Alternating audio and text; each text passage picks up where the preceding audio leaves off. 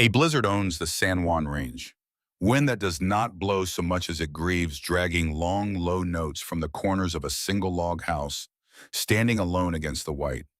Move closer, smoke torn sideways off the chimney, a back door that will not latch, swinging a hand's width and slapping shut, and a lantern small and stubborn moving away from that warm doorway out into a storm that is trying to kill whoever carries it. A woman is out there. A child is out there. Neither of them belongs to the other. Not by blood, not yet by anything a paper could prove. She came up this mountain 3 days ago, with one trunk and a name on a page, certain only that the town behind her was already dead. She does not know the letters that drew her here were a lie. She does not know what waits in a chest by the hearth. She only knows the fence is running out, and the snow is coming up over her boot. The morning the school closed, Cora Whitfield learned that a life could end without anyone dying. Snow had not yet come to Ember Hollow, only the threat of it. The sky over the Colorado mining town hung low in the color of old tin. Cora stood at the front of the empty schoolroom with chalk dust still on her fingers and listened to a man named Harlan Pike explain very gently that there was no longer a reason for her to exist here. He did not say it that way. Men like Harlan Pike never said it that way. The veins run thin, he said, turning his hat in his hands. Families are pulling out. We're down to 5 children. 5 doesn't pay a teacher's wage, Miss Whitfield. The council's sorry, I'm sorry. 5 children, she knew their names. She knew which one could not yet hold a pencil without his whole arm shaking. She knew which one hid bread in her desk because there was none at home. I understand, she said. She did not cry. She did not argue. She had learned a long time ago that there was no profit in either. Harlan Pike left faster than he came, as though her calm was a thing that burned him. The door swung shut and the cold pressed in through the gap beneath it, and Cora stood alone in the room where she had been for 2 years useful. 22 years old, no mother, no father, no brother, no husband, no land, only pride. And pride she had found did not keep a person warm. She walked back to the boarding house, through streets emptying themselves of people, wagons piled with whatever a family could carry, a piano abandoned on a porch because no one had the strength to lift the past with them. The town was dying the slow way, the way that gave you time to watch. In her narrow room above the kitchen, Cora opened a drawer and took out a folded newspaper. It was 3 weeks old. She had read the small column on its back page more times than she would admit to a living soul. Widower, Mountain Homestead, San Juan Range. Seeks a woman of decent character and steady temper to keep a household and raise 2 motherless boys. Companionship valued more than beauty. Honest work, honest roof, honest name in exchange. Letters to A. Calder by way of Ember Hollow post. She had written. Of course she had written. And the letters that came back had undone something in her she had thought was sealed shut for good. They were not what she expected from a mountain man. They were careful. They had a quietness in them, a way of noticing things. He wrote about how the light came up the eastern ridge in winter and turned the snow the color of a peach. He wrote that his older boy had stopped speaking for a season after his mother died and had only started again when a fox built a den under the barn. He wrote that he did not know how to talk to children anymore, but that he remembered once being good at it. He did not promise her love. He promised her honesty. Somehow that had been worse, because honesty was a thing she could believe. So she had said yes, to a stranger, to a name on a page, to a roof on a mountain she had never seen in a place where the wind, the letters warned her, did not blow so much as it grieved.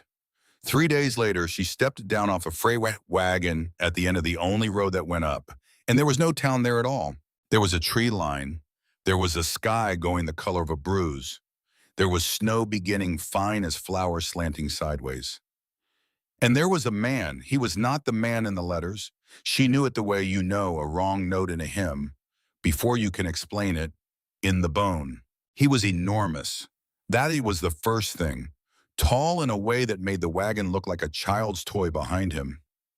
Shoulders built by labor no parlor had ever seen, a dark coat gan gray with trail dust, a jaw set hard enough to strike flint on, and eyes the color of weak whiskey that moved over her once top to boots and did not warm by a single degree.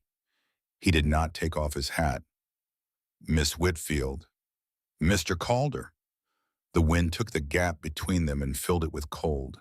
She waited for the voice from the letters, the one that noticed the peach-colored light. It did not come. This man's voice was low and flat, and used as little as a man could use it and still be heard. "It's a hard ride up," he said. "Best we move before the snow sets in." That was all. No welcome, no relief, not even the courtesy of pretending. He turned and walked to a buckboard hitched behind a pair of mules, and he did not offer her his hand, and he did not look back to see if she followed. She followed, because what else was there? The road behind her went down into a dying town. The road in front went up into a man she did not know. A woman with nothing learns the difference between a choice and the appearance of one. The ride was 2 hours, and he spoke perhaps 40 words across all of it. The mountain took them up through black timber and across a creek skinned with ice and along a shelf of trail where the drop fell away on her left into nothing she wanted to look at. The snow thickened.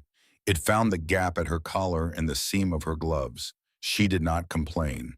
She had decided somewhere on the road up that she would not give this man the satisfaction of watching her be afraid.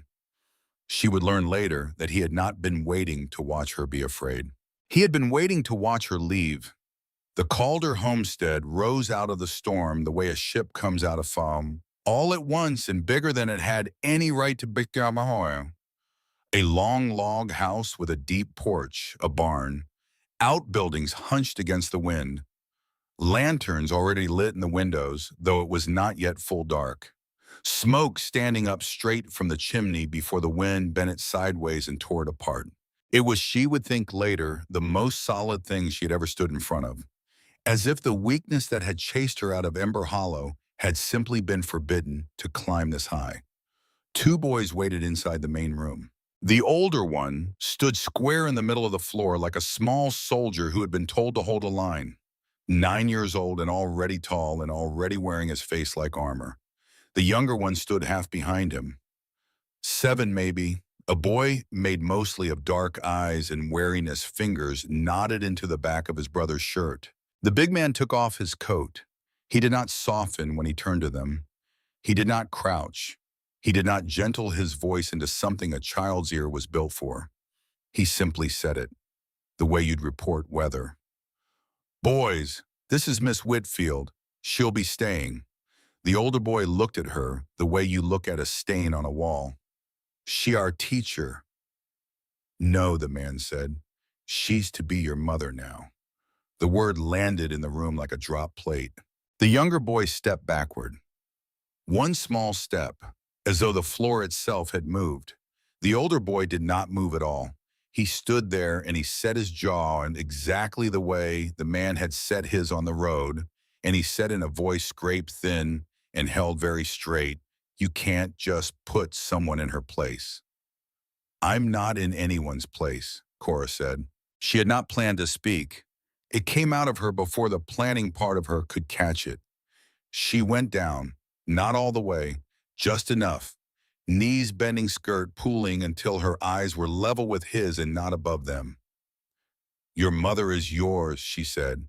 "She stays yours. I'm not here to take her chair. I'm only here to make sure no one sits in this house hungry or cold or alone. That's all. That's the whole of it." The boy studied her face for the lie he was certain lived in it. He was good at this. He had clearly had practice. "You won't last," he said. It was not a threat. It was worse than a threat. It was a prediction delivered by a child who had already watched it come true more than once. His name, she would learn within the hour, was Asa. The small one was Tobias.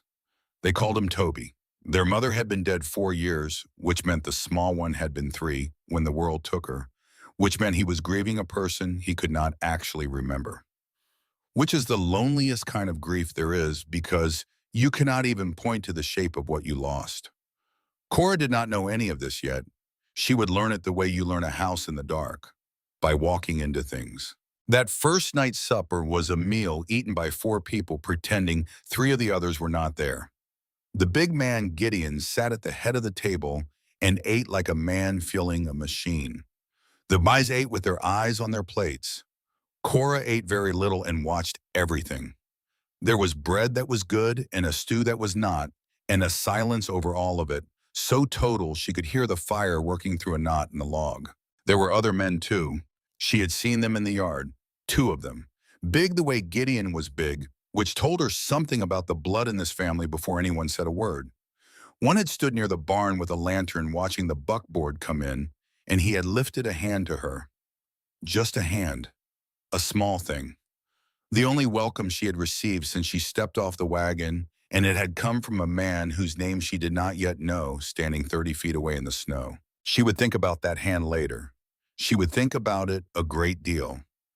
After supper, she carried plates to the basin because no one told her not to, and no one offered to help, and she decided that was information too.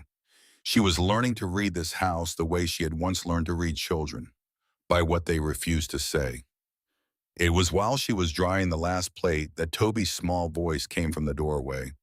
"Are you really staying?" Not a question the way he said it. A test of the ice before a foot goes down. "Yes," she said. "Everybody says that." And then he was gone, back up the dark stairs, quick as something that had learned the cost of being seen wanting. She did not sleep well. The room they gave her was clean and bare and had a bed and a window and one drawer and a small chest, and that was all. The wind did the thing the letters had warned her about. It did not blow. It mourned. It found the corners of the house and pulled long, low notes out of them all night. And somewhere in the dark, she lay awake under a strange roof in a strange life and asked herself what exactly she had agreed to. She did not have an answer. She had only the alternative, and the alternative was a dying town and a piano left on a porch. She got up before light, because that was what she knew how to do. Survive the night, then get up before the next one could find her unprepared. The kitchen was cold and empty. She built the fire back up from the banked coals because she knew how, and she put water on and she found the flour and the lard, and she began with no one's permission to make breakfast for a family that had not asked her to. It was while she was reaching into the bottom of the chest near the hearth looking for a clean cloth to cover the dough that her fingers found the letters. Not her letters. Not the ones in the careful hand she had read until she knew the curve of every word. These were older, tied with a string gone brittle. The top one had been opened and folded and opened so many times the crease had worn through to a thread of nothing. She should not have touched them. She knew that the way you know not to put your hand in a fire, and she did it anyway the way a person does the thing they know not to do because the not knowing had become heavier than the wrong. She did not read the inside. She told herself that mattered. She only saw the front, a name and a place written in a hard slanting hand that was not the hand from her letters and was not. She would come to understand anyone's hand in this house she had yet met. V. Ashford, Denver, 1875. 1875. The year she would learn that everything in this house had broken. She did not know that yet. She only knew holding it that her skin had gone cold in a way the morning could not account for. That a name she had never heard had just walked into her life and stood there in the dark kitchen like a third person. A floorboard spoke behind her. She turned with the brittle string still looped on one finger like a guilty thing she had no time to put down. Gideon Calder stood in the kitchen doorway, dressed hatless, his face doing nothing at all, which she was already learning was the most dangerous thing his face did. He looked at her hand. He looked at the letters in it. Something moved behind the weak whiskey of his eyes and was gone before she could name it. Not anger. She had braced for anger. This was worse. This was a door closing. "Those aren't yours," he said. "No," she said. "They're not." "Then put them down." She put them down. The string had bitten a thin, red line into her finger, and she did not look at it. "Who is V. Ashford?" she said. She had not planned to ask. She was She was beginning to notice a woman who said the next true thing before the careful thing could stop her, and she did not know yet whether that would save her in this house or sink her. He did not answer. He looked at her for a long moment in the gray light with the fire she had built, throwing a shadow up the wall behind him, taller than the man, and he did not answer her at all. He picked up the letters. He carried them out of the room. And the not answering was, she understood an answer of its own. It was the answer a man gives when the true one costs more than he is willing to pay before sunrise. The boys came down to a breakfast they had not been promised. Asa looked at the food the way a soldier looks at a flag flown by the enemy. He did not eat it. He pushed it half an inch away with one finger to make sure she saw him do it, and then he sat with his arms crossed and waited to see what she would do about it. She did nothing about it. She set a plate in front of Toby, and she did not look to see whether the small one ate, because she had learned long ago that the surest way to make a frightened child refuse food was to be caught wanting them to take it. She turned her back. She wiped a clean counter. And behind her, she heard the small, careful sounds of a 7-year-old eating when he believed no one could see. That was the first thing she wanted in that house. A boy eating with his guard down. It was very small. She held onto it the way you hold a coal through a long night, carefully, because it was the only fire she had. The man called Amos came in from the cold near the end of the meal. She knew his name now because Toby had whispered it, and she knew the second he stepped through the door. And the lamplight took his face that this was the hand from the yard, the one that had lifted to her in the snow. He was built like his brother and stood like his brother, but something in him had not been hardened to the same temper. He looked at her with a frank, open warmth that had been entirely absent from this house since she arrived, and he said, "Miss Whitfield, we're glad you got up the mountain before the worst of it." Glad. 2 words she had not heard since Ember Hollow. "Thank you," she said, and then he did a strange thing. He glanced at his brother. A quick flick of the eyes there and gone, and his easy warmth caught for just a half second the way a wheel catches a stone before it rolled smooth again.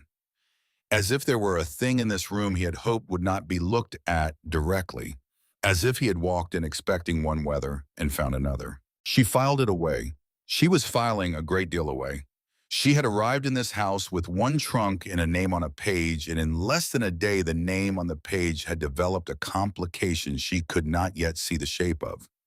Because the letters that had brought her up this mountain, the careful ones, the ones that noticed the peach-colored light and the fox under the barn, and the boy who stopped speaking, those letters did not sound like the man at the end of the road. They sounded like the man who had just said, "We are glad you got up the mountain." She did not let herself finish that thought. Not yet. It was too large to pick up all at once, and she had a household to learn, and 2 boys to win, and a man with a closed door for a face, and she told herself there would be time. She did not yet know how little of it there would be. The storm came in full by afternoon. It did not arrive so much as it occupied. The light went the color of slate, and then the color of nothing, and the wind stopped grieving and started shouting, and the world beyond the window simply ceased to be there. The men did not come in for the noon meal. She learned from the empty places at the table that on a mountain, a storm was not a thing you sheltered from. It was a thing you went out into because animals died in it, and a man's whole year stood in a barn that the wind was trying to take apart. By dusk, the snow was a wall, and by full dark, Toby was gone. She found it out the way you find out the worst things, slowly and then all at once. A small coat missing from its peg, a door at the back of the house that did not latch, flush, swinging a hand's width and slapping shut and swinging again in the wind. Asa, standing white-faced in the kitchen, with his armor cracked all the way through, saying a sentence she would hear in her sleep for the rest of her life. "He went to find Mama's place. By the fence. He says she's out there when it snows." A boy who could not remember his mother, walking into a storm to look for her. Because grief, when it has no face to land on, will walk a child out into the dark to go and find one. She did not think. There was a version of this where a sensible woman waited for the men, where she stayed inside the warm walls and let the people whose mountain this was go and do the thing they knew how to do. She knew that version existed. She felt it offer itself to her reasonable and safe, and she stepped over it the way you step over a sleeping dog. And she took the lantern off its hook, and she took Asa firmly by both shoulders, and she put her face very close to his. "You will stay in this house," she said. "You will keep the fire. If your father comes, you tell him which way I went. By the fence. Say it back. By the fence. You do not follow me. Do you hear me, Asa? Whatever you hear out there, you do not follow." He nodded. His chin was shaking. She held his face 1 second longer than she needed to, because she understood suddenly and completely that this was the moment she would either lose this child forever or begin against all odds to be allowed to keep him. And then she went out into the storm with one lantern and a small coat she had grabbed without deciding to, and no real idea where the fence was. The cold was not weather, it was a hand. It went through her coat and through whatever was under it, enclosed around the actual bones of her and squeezed. The lantern threw a circle of light, perhaps 10 feet wide, and beyond it there was a white roaring. Nothing that took her voice the instant she opened her mouth to call his name and gave her back not even an echo. She found the fence by walking into it. She followed it because it was the only true thing in a world that had been erased one rail, and then the next her glove already gone numb on the wood calling a name. The wind ate before it left her teeth, and she would think later that she did not find Toby so much as the fence handed him to her, a small shape gone down in the snow, at the base of a post with his knees drawn up and his face turned in toward the wood, the way a creature turns in to die, not crying, past crying, just small and going still. She got down into the snow with him. She got the coat she had carried around him, and she got her own arms around the coat, and she put her mouth against his ear where the wind could not get in between, and she did not say, "It will be all right," because he was 7, not stupid, and the night was trying to tire them both. She said the only true thing she had: "I came out here to get you. I will not go back without you. So you and I are going back together. That's the only way this goes." His fingers found the front of her dress and closed in it, hard. The grip of something that has decided at the very last second that it would like to live after all. She got him up. She did not remember later how. The body does things the mind is too frozen to authorize. She got him up against her, and she put her shoulder to the wind, and she went back along the fence, the way she had come, rail by rail, the lantern guttering low, her own legs answering slower each time she asked them, and she understood with a clear and almost peaceful certainty that the fence was going to run out before the house began, and that when it did, she would have to choose a direction in the dark, with a child's life in her arms and no way at all to know if she had chosen wrong. The fence ran out. She stood at the last post with Toby's weight going slack against her, and the storm screaming and no light anywhere in the world, and she made the choice. She turned the way her body said the house had been, and she took the first step off into the nothing on. Nothing but faith, and the snow came up over her boot, and she took the second step, and somewhere ahead in the dark a light swung. It swung and steadied and came on hard. He came out of the storm the way the homestead had come out of the storm that first afternoon. All at once and bigger than the world had room for. Gideon called her hatless his coat, white his face for the first time since she had met him, doing something. It was doing fear. He had a lantern up in one hand and he was already reaching with the other before he was close enough to reach anything. And he did not say her name, and he did not say his son's name. He got to them, and he got one arm around the both of them at once, the child and the woman, and he turned his back to the wind so that his body became the wall the storm could not get through, and he held them there for 1 second inside the only warmth left on the mountain. "I have him," he said, into her hair, so low the storm almost took it. "You can let go. I have him." She did not let go. She had said she would not go back without the boy, and some animal part of her had not yet been told the order was rescinded. He understood that somehow in the dark with the world ending around all three of them. He did not try to take the child from her arms. He put his arm around what she was already carrying, and he carried her carrying it, and the three of them went down the last of the white together as one shape. And the house came up out of the storm, its windows full of fire, and its door already open, and a boy standing in the light of it, screaming his brother's name into the wind. Inside there was a long blur of heat and hands and blankets. Toby breathing. That was the only fact that mattered, and she held it the way she had held the coal of the morning with everything she had. Toby breathing, Toby crying, which was better than the silence by the fence, the wonderful, furious crying of a child who has been frightened past his ability to hide it.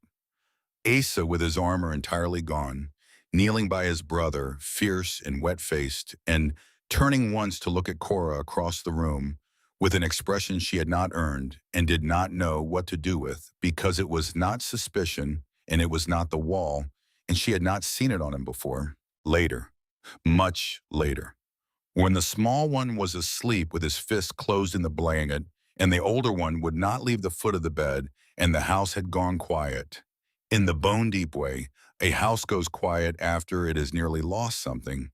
Cora stood at the window with her hands wrapped around a cup she was not drinking and watched the storm go on without her in it. Gideon came and stood near her. Not close, near. He had been a man made of closed doors for a full day and a night, and he stood beside her now, with the firelight on the side of his face, and he did not look at her when he finally spoke. He looked at the dark. "You went out the back," he said, "into that, for a boy that isn't yours." "He is now," she said. "You said so yourself, in front of him. You don't get to say it and not mean it." The fire worked through a knot in the log, the same sound as the first night. It seemed to her that a very long time had passed since the first night, and it had been one day. "Most would have waited for the men," he said. "Most would have been right to," she said. "I'm not most. I'm what was on the other end of an advertisement. You should know what you sent for." Something happened then at the corner of his mouth. It was not a smile. She would not insult it by calling it a smile. It was the place a smile would go on a man who had forgotten the way a small, involuntary movement quickly put down, and it was gone before she could be sure she had seen it.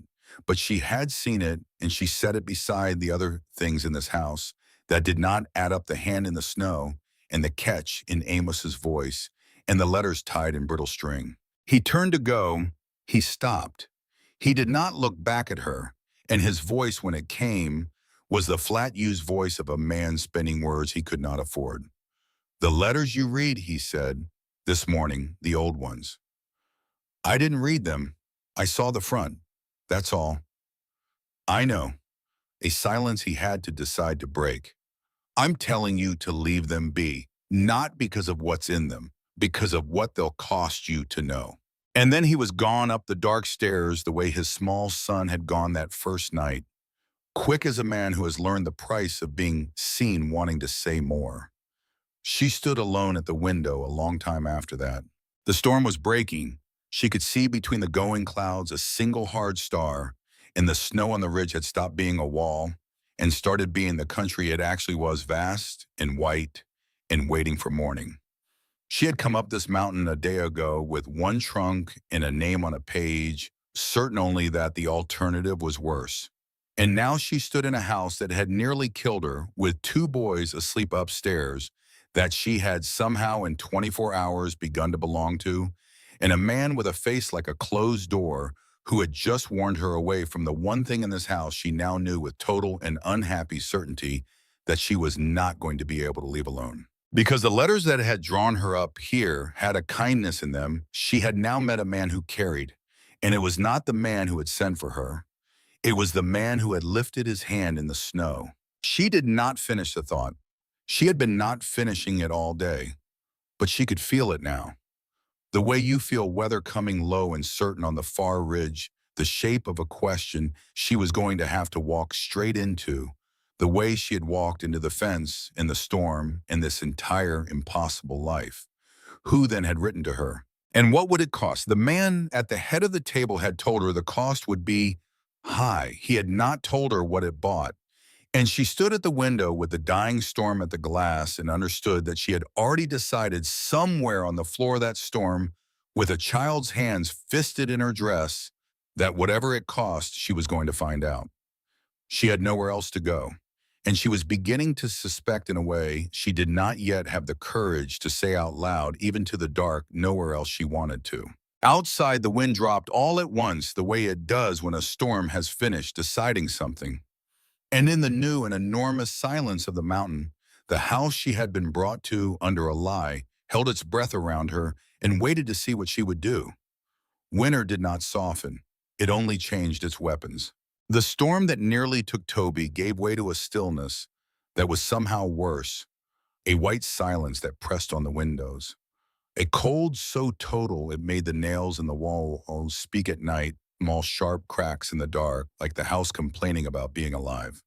Cora learned the rhythm of it. Up before the light, fire from the banked coals, water on. The long, quiet hours of a household that had not yet decided whether to let her in. She decided for it, one small theft at a time. She did not announce herself. That was the trick of it.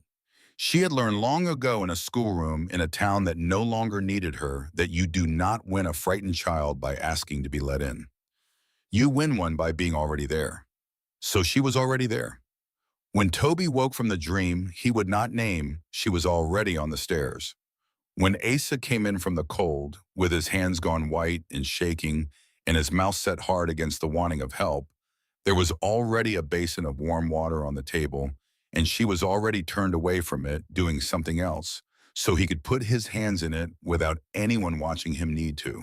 That was how it went.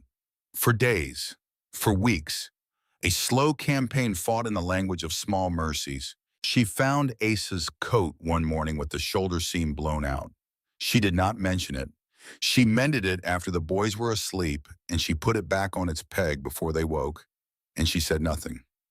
And the next day she watched him find it, watched him put his thumb against the new stitching, watched his face do a thing he did not have a name for yet, and he'd turn away before it could be seen doing it. He did not thank her. She did not want him to. A thank you would have made it a debt. She had not done it to be owed. It was Toby who broke first. It was always going to be Toby. The small ones break first because they have less practice at the holding. He came to her one evening with his head down and his curls falling forward over his eyes, and he stood there in front of her for a long moment, not saying anything. And then he held out a piece of leather cord and a hair ribbon that had been his mother's because his curls got in his eyes when he tried to read. And he had decided in the enormous private courtroom of a 7-year-old that she was allowed to fix that. She did not make a sound. She did not let her face do the thing her face wanted to do. She sat him on the bench and she pushed the curls back off his forehead with 2 fingers, and she tied them up out of his eyes the way you tie up something you intend to keep. And when she was done, he did not move off the bench. He sat there a moment longer than the task required, close to her arm, not touching it, just close. The way a creature stands near a fire it has not yet decided to trust. She held very still so as not to frighten it away. And across the room, unseen, a man stood in a doorway with a coffee cup going cold in his hand and watched a woman tie a ribbon in his son's hair. And his face did the thing again that it did not have a name for, and he made himself look away before anyone could catch him learning it. Because Gideon Calder was learning something that winter, and he did not like the lesson. And he was the kind of man who had spent 4 years arranging his entire life so as never to have to learn it again. She found that out the way she found out everything in that house, by walking into it. It was the song that did it. She heard it first the way you hear a thing through a wall. Asa in the barn when he believed himself alone with his hand on the neck of the old mare and his back to the door humming. Not singing. He was 9 and the world had taught him that singing was a thing that could be taken from you. Only humming. A few notes broken, dropped, picked up, wrong, and tried again the way you hum a thing you do not so much remember as ache toward. She did not go in. She knew better. She stood outside the barn in the killing cold with the breath standing white in front of her face, and she listened to a boy reach for his mother through a tune he had been too small to learn properly, and she memorized it. Every broken note, the way it lifted where it should have fallen because he had it wrong, and the wrongness was the only version he had left. She held it the way she held everything in that house, carefully, because it was not hers, and she meant to be worthy of it anyway. That night, the wind came back, hard. The kind of wind that made Toby small in his bed and turned his face to the wall and made his breath go quick and high in the dark. She came up the stairs the way she always did, already there before the fear arrived. She sat on the edge of his bed and she did not tell him there was nothing to be afraid of, because the mountain was full of things to be afraid of, and he knew it, and she would not lie to a child she meant to keep. She did the only thing she had. She sang him the broken tune, his brother's wrong version of his dead mother's song, every note in the wrong place, because the wrong places were the true ones now. His breath caught, then slowed. Then his small fist came out from under the blanket and closed in her sleeve, hard, the same grip from the fence, the grip of something deciding to live. And he went down and into sleep, holding on to a song his mother used to sing in a voice that was not his mother's and did not seem to mind that it was not. When she finally looked up, Asa was standing in the doorway. He had heard it. Of course he had heard it. He had come up to check on his brother the way he checked on everything as a small soldier holding a line he had never been relieved from, and he had stopped in the door because the line had moved without his permission. She had taken his secret song out of the barn and put it into his brother's sleep, and he stood there in the dark and with his face coming apart by degrees, and no idea at all what a person was supposed to do with that. He did not say anything. He did not have words for it. He was 9. He turned and went down the hall to his own room fast, and he shut his door very quietly, which was somehow louder than if he had slammed it. And in the morning he ate his breakfast without pushing the plate away first. It was, she understood, the largest thing that had happened in that house since she arrived. And no one had said a single word. The man called Amos was the one who finally said words. He was the warm one. She had known it from the hand in the snow. He came in and out of the cold all that winter with an ease the other men did not have, and he had a way of standing in a doorway with one shoulder against the frame and watching the room with something in his face that the rest of this family had filed down to nothing years ago. He noticed things. He noticed she had moved the lamp on the long table 6 inches so the light fell where a child's book would be. He noticed she had started leaving the back door unlatched a hand's width on clear nights the way Toby needed it, and latching it tight on the nights the boy slept hard, and he never said how he knew that she had noticed what Toby needed before the boy had ever said it out loud. He started staying for the evening reading. He did not announce it. He simply was there one night in the chair in the corner, mending a strap of harness with his head down, while she read to the boys from the only 3 books in the house, and the next night, and the one after that. He pretended he was there for the harness. There was always a strap, always a buckle. A man can keep a great deal of leather in poor repair if it gives him a reason to sit in a room and listen to a voice he likes. She let him have the lie. She was a woman who had been given a great many lies in this house and had learned to tell the kind ones from the other kind. It was Amos who told her about the river. It came in late winter when the cold finally cracked. She had thought the cracking would be a mercy. She learned that morning watching the men ride in and out of the yard with their faces gone tight in a way she had not seen on them, even in the storm, that on a mountain the thaw is not a mercy. It is a verdict. "Snow's going too fast," Amos said. He had stopped pretending to mend the harness. That was how she knew it was serious. He was a man who, when a thing got large enough, put down the small thing he was using to not look at it. Up high, it melts faster than the ground can take. It all goes into the creek, and the creek goes into the river, and the river comes up. We lose the lower meadow if it does. The herd winters in the lower meadow. He did not have to finish it. She had been poor. She knew the arithmetic of it without being shown. Lose the herd, lose the year. Lose enough years, lose the mountain. There was a sum at the bottom of every silence in that house, and she had been quietly learning to read it for weeks. "How bad," she said. "Bad enough that Gideon hasn't said how bad," Amos said, "which is how you know." She looked at him then, really looked, And he looked back frank and open the way he always was, and there was a thing in his face she had been refusing to pick up all winter because it was too large to lift all at once. She picked up the edge of it now, just the edge. "You wrote them," she said. "The letters, before I came." It was not a question. It had stopped being a question somewhere in the weeks of watching him notice things. The man who noticed the lamp, the man who noticed the latch, the man whose voice had a quietness in it, a way of seeing what was underneath. The letters had a kindness in them she had now met, and it had never once in 2 months under this roof been the man at the head of the table. Amos did not lie to her. She would give him that. The whole rest of her life she would give him that. He didn't want a wife, he said, quiet, looking at the fire and not at her. After Esther, he didn't want anything. The boys were going feral. We'd run off 3 housekeepers. I watched my brother turn into a man made out of stone, and I watched those 2 boys learn to be stone too, because it was the only thing being modeled for them, and I could not. He stopped, started again. I could not stand in this house and watch it any longer. So I put the advertisement out under his name. And when the letters came back, I answered them as him, because the things I wanted to say to you would not have fit in a letter signed Amos. She sat very still.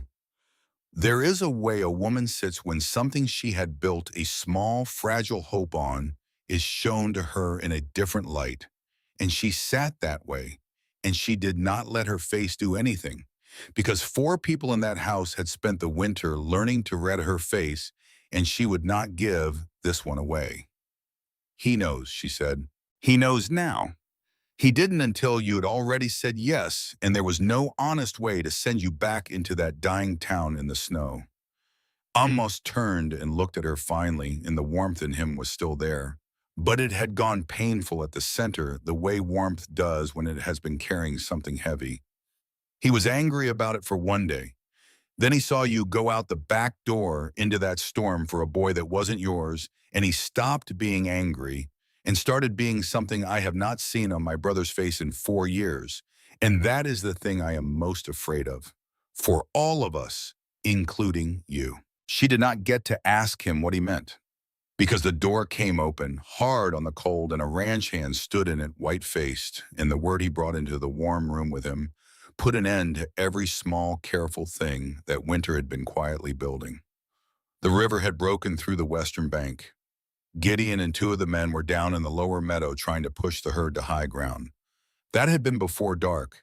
It was full dark now, and they had not come back. The next part of that night did not happen to her in order. It happened all at once, and she sorted it afterward, the way you sort the pieces of a thing that broke while you were inside it. Asa at the door, already reaching for a coat. "I'm going. I have to go." "You are 9 years old. He's my father. And I am the one responsible for you, which means you do not get to die tonight too. Do you hear me? You do not get to make me carry that." It came out of her harder than she had ever spoken to him. Hard enough that he stopped with the coat half on. Hard enough that for 1 second he was just a child being held still by the only adult left in the house. And his face when he turned it on her was furious and wet, and 9 years old.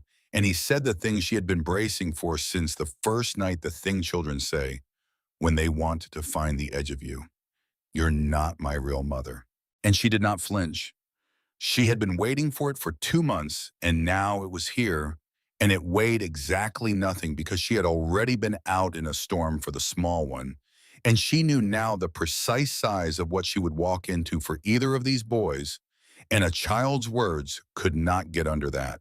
A real mother is the one who stays in the house and keeps you alive when she would rather be out there herself, she said. "That is what I am doing. Get the fire built up. Get your brother away from the window.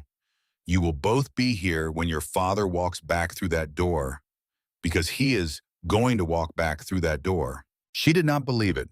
She said it the way you say the thing a child needs to be able to stand on. And she went out onto the porch into the new wet cold to do the only thing left to a woman who could not ride and could not fight a river and could not carry a herd up a mountain in the dark. She thought. She stood on that porch and she made herself think when every part of her wanted to do the useless screaming, kind of waiting, and she thought about the lower meadow she had only seen once in daylight from the ridge. She thought about where a man would push a herd if the western bank went. Not back the way the water was coming, across, to the high ground on the far side, which meant a man caught down there in the dark would not be on the road they were all watching. He would be on the far side of a river that was now between him and his own front door, and the men riding out to look for him would be looking on the wrong side because the road was the obvious place and the obvious place was empty for a reason. She did not have the standing to give an order on that mountain. She had been there 2 months. She was a name off an advertisement that the man at the head of the table had not even written. She gave it anyway. She found the ranch hand who had brought the word, and she put it to him, plain the geography of it, the far side, the high ground, the reason the road was empty, and she watched him hear it and watched him understand that the woman who had been mending shirts all winter had just laid the map of his employer's survival out on the porch rail faster than the men had, and he did not argue with her. There was no time to be a man about it. He took 2 riders and a string of remounts, and he went the way she said. The far side, the high ground, the wrong place that was the right place.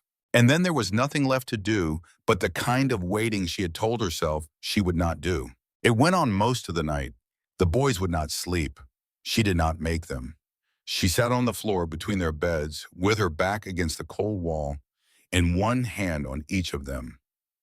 Toby's fist already knotted in her sleeve, Asa pretending he did not need the hand and not moving it away, and she sang the broken song again, because it was the only thing that had ever worked, and she did not let her voice do the thing her voice wanted to do, which was break, because a child can sleep through a storm, but no child has ever slept through the sound of the last steady adult coming apart.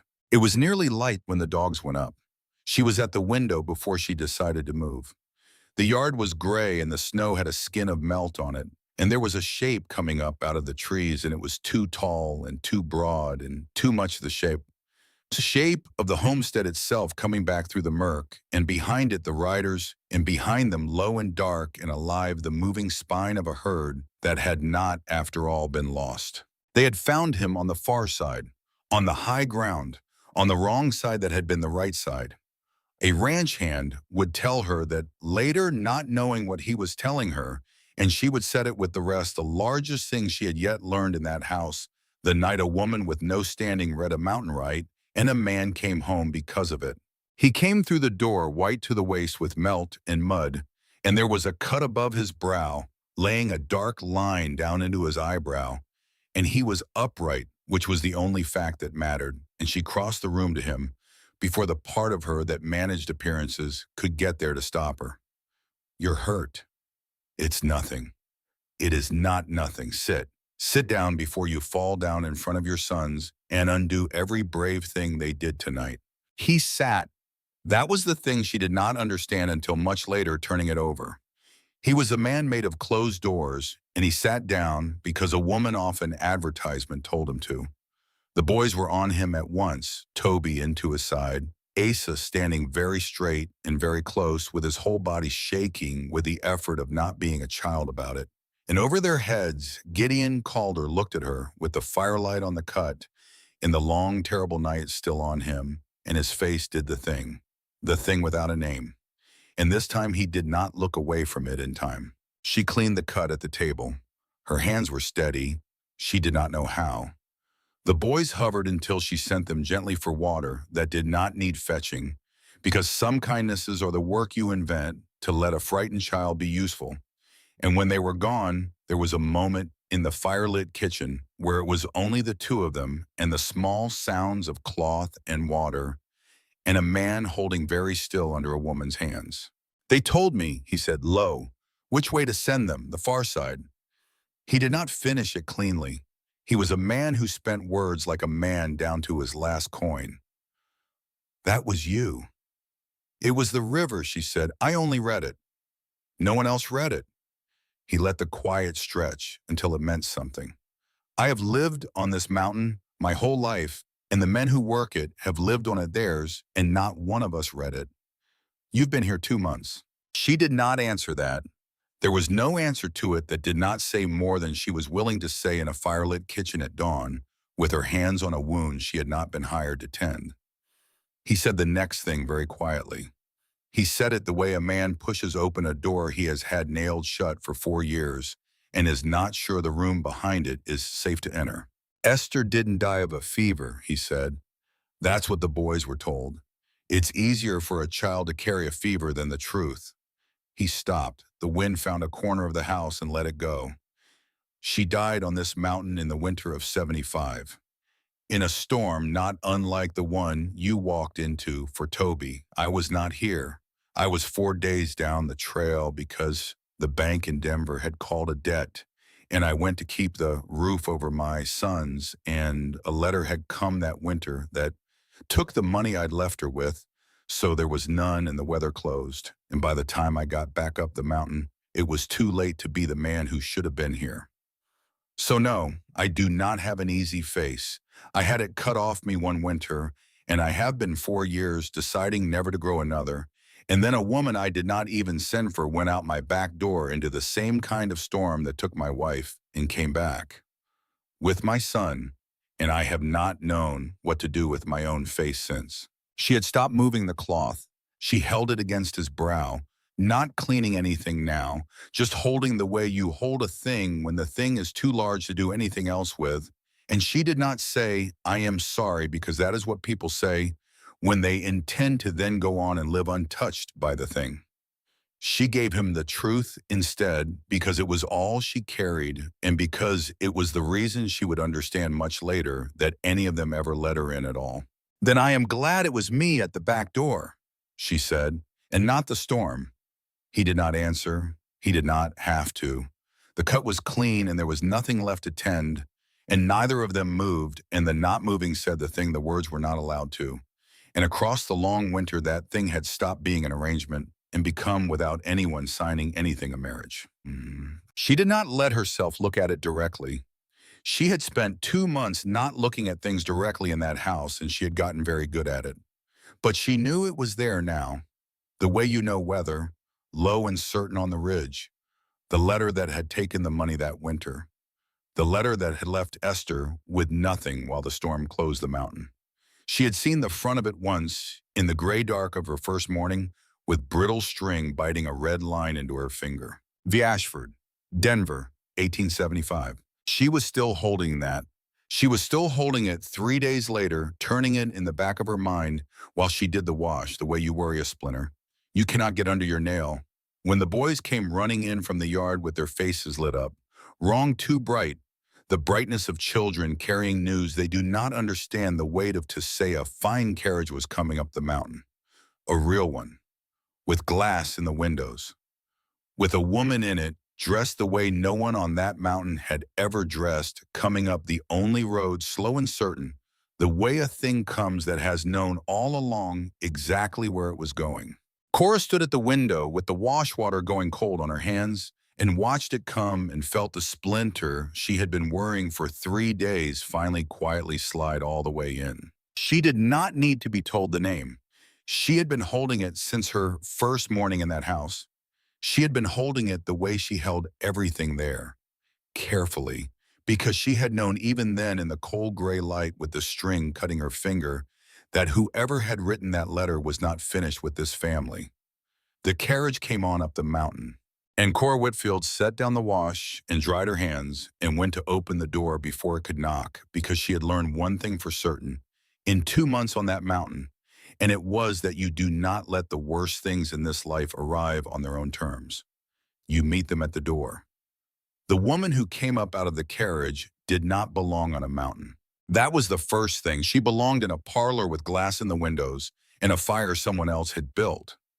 She came up the steps of the Calder porch in city boots that had never met mud, and she looked at the log house, the way you look at a thing you intend to have torn down, and she smiled at Cora with a mouth that had been taught to smile by people who had never met it. You must be the woman, she said, not the wife, the woman. Cora heard the knife in it and did not let her face acknowledge the cut. Cora Whitfield, you'll be V. Ashford. Something passed behind the woman's eyes. Surprise quickly put away. She had not expected the name to be known. She had not expected the door to be open before she knocked. She recovered the way people like her always recover, smooth as oiled wood. And she said her name was Vivian. And she said she had come a very long way to see her sister's children. And she came into that house without being asked, the way water comes into a low room. Esther's elder sister, half-sister Cora, would learn. The Ashford name from the city side of a marriage no one in this house spoke of. She sat at the long table where Cora had read to the boys all winter, and she peeled off her gloves one finger at a time, and she looked at the room the way an appraiser looks at an estate. "They've grown wild," she said when the boys had been sent out. "I'm told there have been incidents. A woman with no name and no people married up here in haste, raising my sister's sons in a house full of men on a mountain the law can barely find. I've come to put it right. I have a home in Denver, tutors, a church, society. I have resources, Mr. Calder." She turned the word resources over the way other people turn over a winning card. "And I have lawyers who will argue very persuasively that two motherless boys deserve better than this." Gideon did not raise his voice. Cora had learned by then that the quietest thing he did was the most dangerous. "This was settled years ago," he said. "Things settle," Vivian said, "and then they unsettle, especially when there is new information. A father who was not present when their mother died. A marriage of convenience to a stranger off an advertisement. A household that cannot keep a 7-year-old from walking into a blizzard." Her eyes moved to Cora and stayed there, mild and terrible.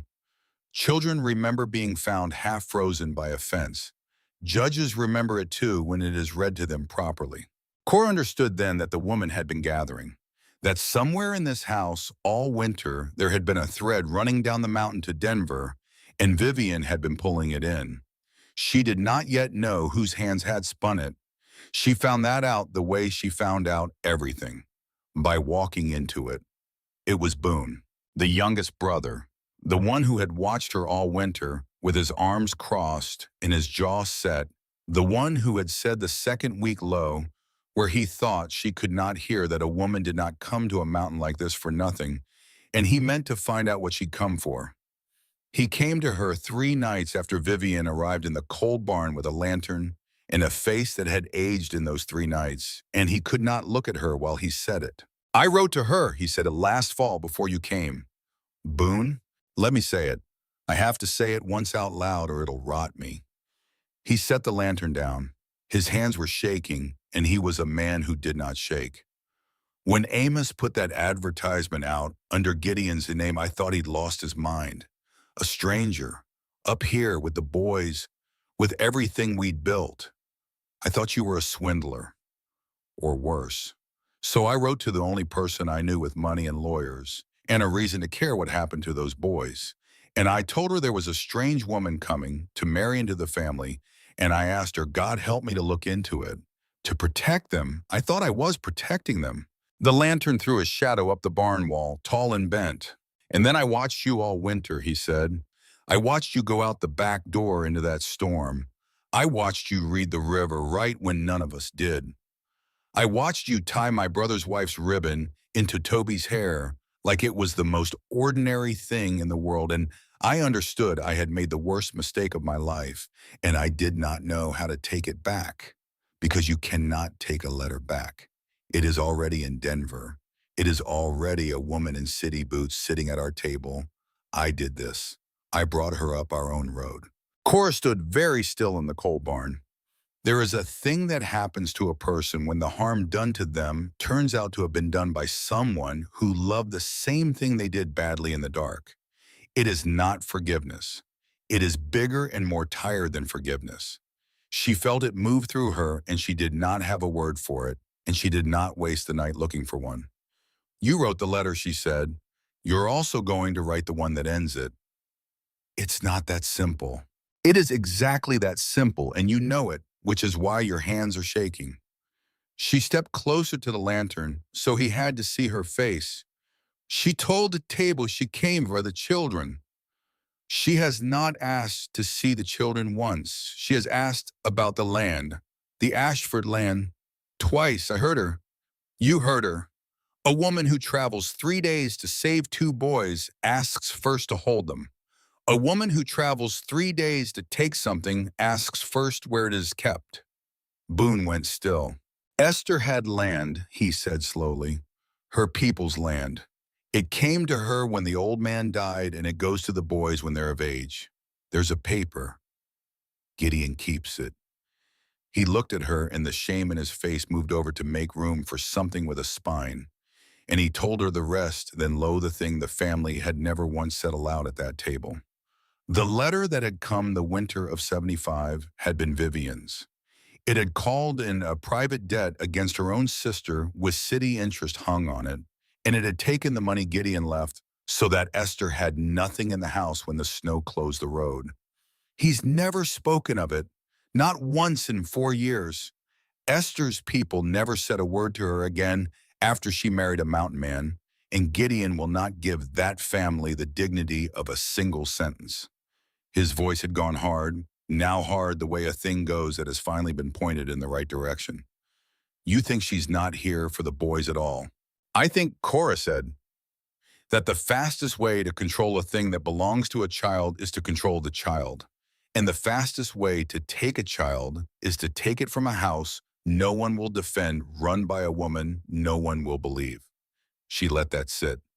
She has built her whole case on me being no one. So we are going to make me someone. And you are going to help because you owe this family a truth, and a truth is the only thing she has not planned for. She would understand much later that this was the night she stopped being a woman the Calders had taken in and became a woman the Calders followed. The thread, once she pulled it, came apart fast. Because Vivian had made one mistake, and it was the mistake people like her always make. She had assumed the letter from 1875 was gone. The one she had written to Esther that winter in the hard slanting hand, the one that had emptied the house before the storm ever closed the road. Vivian had assumed it was ash. Letters like that were always meant to be ash. It was not ash. It was tied in brittle string in a chest by the hearth where a grieving man had kept it for 4 years because he could not bear to read it again, and could not bear either to be the one who destroyed the last proof of why his wife had died with empty hands. Cora had seen the front of it on her first morning. She had been told to leave it be because of what it would cost her to know. She had left it be all winter. She did not leave it be now. She brought it to Gideon herself on the table in the lamplight, and she did not open it because it was his to open or never to, and she said the only thing that needed saying. She thinks this is gone, Cora said. It is the one thing she did not plan for. It is in her own hand. It is the reason Esther had nothing. It will not bring Esther back. Nothing will. But it will tell a judge exactly what kind of person travels 3 days to save children she let a storm take the mother of. She put her hand flat on the table beside it, not on it. I will not open this. It is not mine. But I am telling you what it is because she built her whole case on you being a man who failed his wife, and the truth is she is the one who emptied the house. Gideon looked at the letter on the table for a long time, and then he did the thing she did not expect. The thing that told her 4 years of stone had a man still alive under it. He did not pick it up to use as a weapon. He picked it up and he held it the way you hold the last thing a person who is gone ever touched, and his face came apart quietly, the whole closed door of it in the lamplight in front of her, because he had spent 4 years believing the empty hands were his fault, and a woman off an advertisement had just shown him the place where the blame had actually been standing the entire time. I should have read it years ago, he said. No, Cora said. You should not have had to. That is the whole point of her. She made it cost too much to look.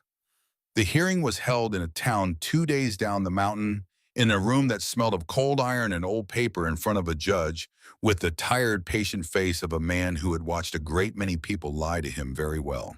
Vivian lied very well. Cora would give her that the way she had given Amos his honesty as a true thing observed in an enemy. She painted the picture exactly as she had built it. A wealthy aunt, a church, tutors, A grieving city family wanting only to give two motherless boys the life their poor mother had been denied. A father who had not been there at the end. A stranger wife with no people and no name who could not keep a child from a blizzard.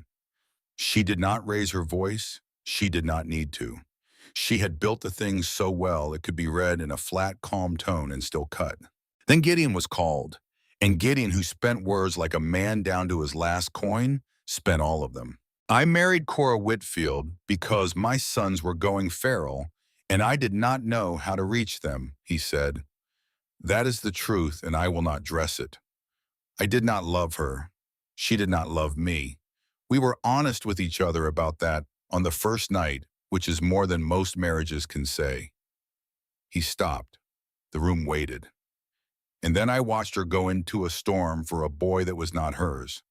I watched her read a river right when men who'd lived on that mountain their whole lives read it wrong.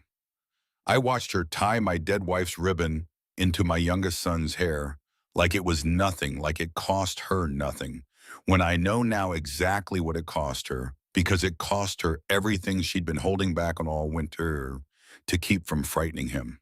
A marriage does not have to begin as love. I know that better than any man in this room. But I will not sit here and let it be called less than one because of how it started. A murmur moved through the room. The judge did not still it. He was a man who had learned to let a room tell him things. Then Cora was called. She stood. Her hands did not shake. She did not know how. She had spent a winter learning to keep her face from doing things, and now she let it do one true thing, which was steady, which was the most frightening thing she could have shown that room, because a liar's face is busy and hers was still. Why did you marry Mr. Calder? The lawyer asked, and he made the word marry sound like a thing scraped off a boot. Because I had nowhere to go, she said. I will not pretend otherwise. The school in Ember Hollow closed. I had 3 days before I had no roof. I answered an advertisement the way a drowning person reaches for a thing floating, and I did not reach for love because I had stopped believing it was a thing offered to women like me. I reached for shelter. She let that sit. The room expected her to soften it. She did not. And then I got to that mountain and found 2 children who had been taught that everyone leaves. So I stayed. Not because a paper said I had to. There is no paper that can make a woman go out a back door into a blizzard. I stayed because I chose to every single day, and I chose it again in every morning when it would have been easier not to, and that is the only thing I have ever known love to actually be. She turned to the judge, not the lawyer, the judge. They want you to believe I am no one, a woman with no people and no name. I will tell you the truth about that, because she built her whole case on it, and I would rather you hear it from me. Her voice did not break. She had decided somewhere on the road down the mountain that it would not. I had a sister younger than me. In a winter, we did not have enough. I was the one who was supposed to keep her alive, and I could not, and she died small, and I was not enough to stop it. That is the no one she means, a girl who already failed a child once. The room had gone entirely still. I did not go out that back door for Toby because I am brave, Cora said. I went because I have already stood in a house and waited and been too late, and I will not do it twice. That is what she calls unfit. I call it the only qualification that has ever mattered. And then a chair moved that no one had moved. Asa stood up. No one had called him. He was 9 years old, and he stood up in a room full of grown people, with his jaw set exactly the way his father set his, and the judge, who had stilled nothing all morning, did not still this either. He only looked at the boy with his tired, patient face and said quietly that the boy could speak. She wasn't there when our mother died, Asa said, and he pointed and his arm was steady. And neither was that lady. That lady was in Denver. That lady wrote a letter that took our money so our mother didn't have any when the snow came. I know because Pa has it. And Cora wasn't there either. That's true, she was somewhere being a girl who couldn't save her sister. But she was here when Toby walked out to find Mama by the fence. She came and got him. She read the river, so they found Pa on the far side. She sings the song wrong on purpose because that's how Mama would have sung it to us if she lived long enough to teach us right. His voice cracked, then finally all the way a 9-year-old's voice cracks when it has been holding a thing too heavy for 9 years. She didn't replace anybody. There wasn't anybody in that chair. She just stopped it from being empty.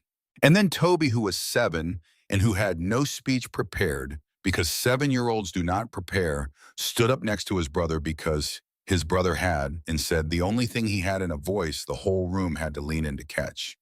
She sings to me when it storms. The judge looked at the 2 boys standing for the woman no one was supposed to believe. He looked for a long time.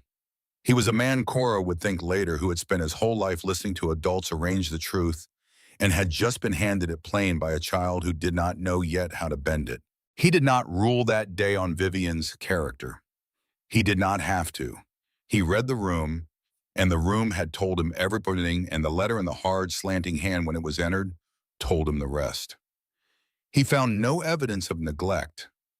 He found a household unusual in its shape, that 2 boys had stood up in a courtroom to defend without being asked. He ruled the children would remain with their father. Vivian stood. Her face did the thing Cora had been waiting all winter to see it do, which was crack just once at the corner, the way a thing cracks that has spent its whole life being smooth. She gathered her gloves 1 finger at a time, the way she had peeled them off at the Calder table, and at the door she stopped, and she looked back, and for 1 second there was something under the city polish that was not strategy. It was old. It was a woman who had cut her own sister off and then spent 20 years being right about it, because being right was cheaper than being sorry, and had just watched 2 children stand up for a mother who was not their blood while she stood alone in a doorway being no one's. "You'll regret choosing this," she said. To the room, to no one. "No," Cora said. "I've already chosen worse and lived. This is the first thing I have chosen that I won't have to." Vivian left. The carriage went back down the only road slow and certain the way it had come, and the mountain closed up the gap behind it, the way water closes over a stone. And that was the end of her and the strange, tired, bigger than forgiveness thing Cora had felt in the barn with Boone. She let herself feel just once for the woman in the carriage too, because a person who has been that alone has already been sentenced, and there was no profit in adding to it. They went back up the mountain together. All of them, the way a thing goes home. It was Boone who spoke first on the road with the boys asleep against Cora in the wagon, and the ridge going the color of the letters had once promised her peach, the color of snow, when the light comes up the eastern side in winter. "I wrote the letter that nearly took them," he said, to Gideon out loud, because he was a man who had learned that season that a truth left unsaid rots the one holding it. "She knows, you should too."